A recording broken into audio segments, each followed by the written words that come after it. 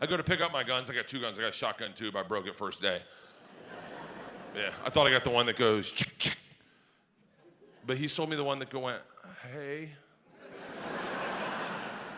So I go to pick up my guns, and my arms dealer tells me, he's like, hey, man.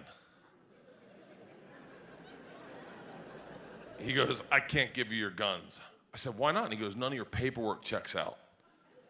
I go, what do you mean? He goes, all the bills are in your wife's name, your car's in your company's name. I can't give you your guns. I started laughing hysterically because all I thought to myself was, our system works? Like, how great is it that our system works? I looked at him laughing hysterically. I was like, dude, I feel safer knowing I can't get a gun than if you gave me 2 guns. I go, I'm so happy to know our system works. And he looks at me dead serious and he goes, oh, you're getting your fucking guns. I was like, wow, I don't feel so good about this anymore, Kevin. He's like, no, we have a workaround. This is what he did. Called my wife on the phone. Said, ma'am, I want you to print out a blank lease. Then fill it out saying you rent a room in your house to your husband. Fax it into me. I get it. I'll give him his guns. My wife was cackling on the other end of the phone. Sorry, we're at full occupancy, Kevin.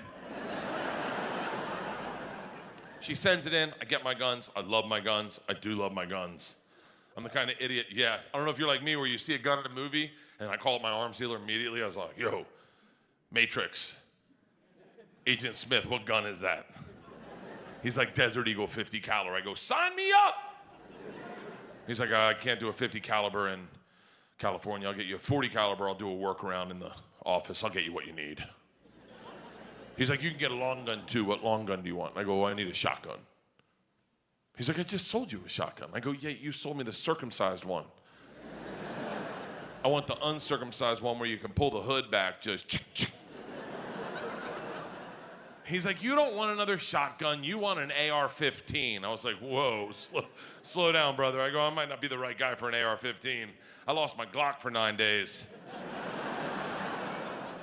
All my wife heard was AR-15 and comes marching in the kitchen. Is that motherfucker trying to upsell you on an AR-15? I'm like, bitch, men are talking. She's like, did you tell him you took your Glock in the shower with you? I'm like, woman. I go, Kevin, I'm not gonna be a part of the problem in this country. I'm gonna be a part of the solution.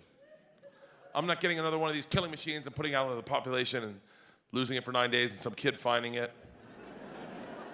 All I want is my Desert Eagle 50 caliber and a shotgun. My wife's next to me, she goes, that's the man I married.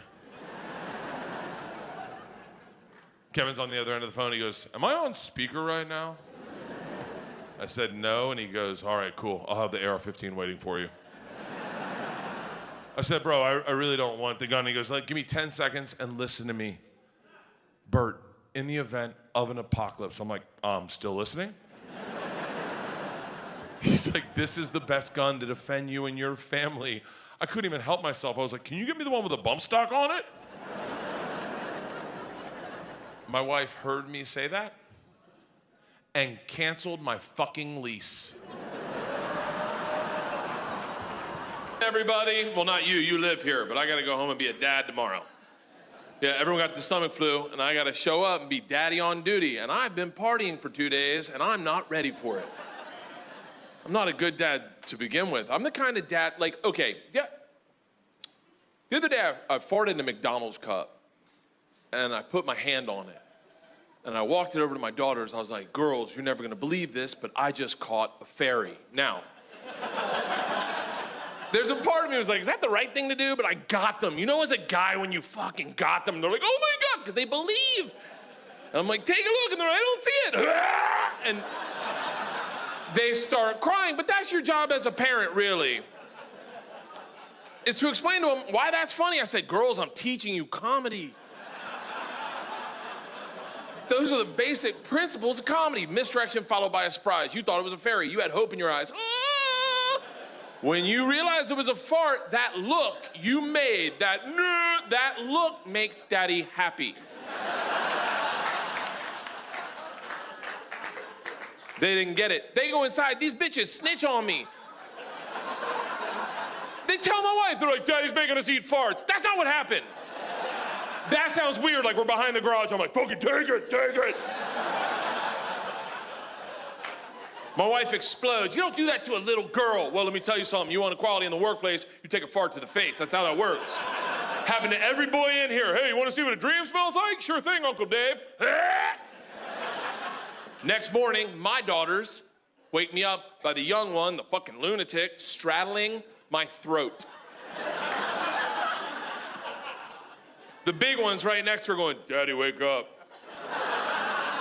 We got a joke for you. I open my eyes, and this thumbsucker says, guess what's in my hand? Now I'm fucking panicking. I'm thinking, did she find our gun? How's this gonna end? But it dawns on me, every guy knows what's in her hand. What's in her hand? A fart! Palm balm, we've all done it, and if you haven't done it as a woman, try it next time. Take a look at that. Like, I'm almost proud as a parent that I taught her a joke she's using back on me. I'm beaming with pride when I'm like, I don't know, baby, what's in your hand? She says, a punch in the mouth. Bam! Oh, I did not see that coming. I don't know what look I made, but it must have been good because these two fell on the ground and started laughing their tits off. And then they stopped because they realized I'm not laughing. They're like, whoa, it's a joke. I go, yeah, I got it. They're like, is it funny? I go, yeah, it will be when we do it to your mom. These two, their sense of humor is sick. And I say that knowing one morning, this is a while ago. This is when we lived in an apartment. They woke up at 5 in the morning. 5 in the morning, because they're training to be fucking farmers or some shit. Either that or they're on a meth lab out of their closet. I don't know. I just hear them laughing hysterically on the baby monitor like two homeless guys that just found a 20. So, hey, let's get haircuts. So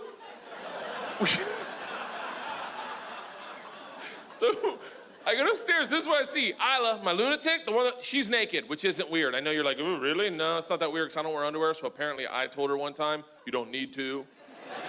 I don't remember, I guess I told her sometimes you gotta let your shit breathe. We only know that because that's what she told her preschool teacher on the swing set. In a dress, just airing her shit, just bam!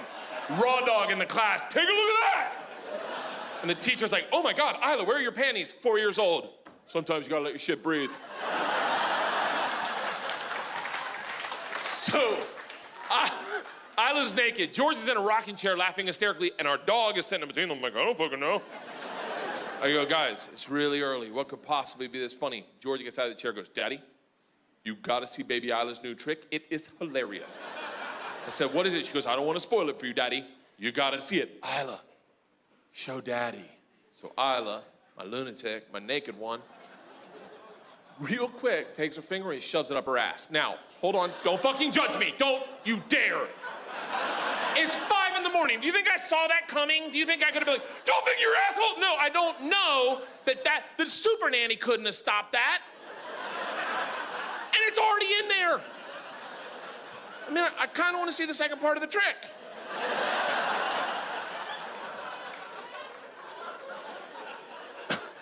She takes it out and puts it in the dog's mouth. Now, hey, I wasn't a fan either.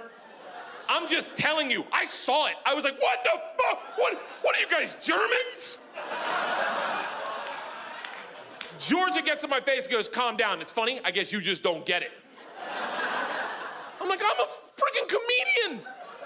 What part of that trick's funny, Georgia? Without even breaking a smile, she goes, we've been doing it all morning. And Mona's never figured out its poop.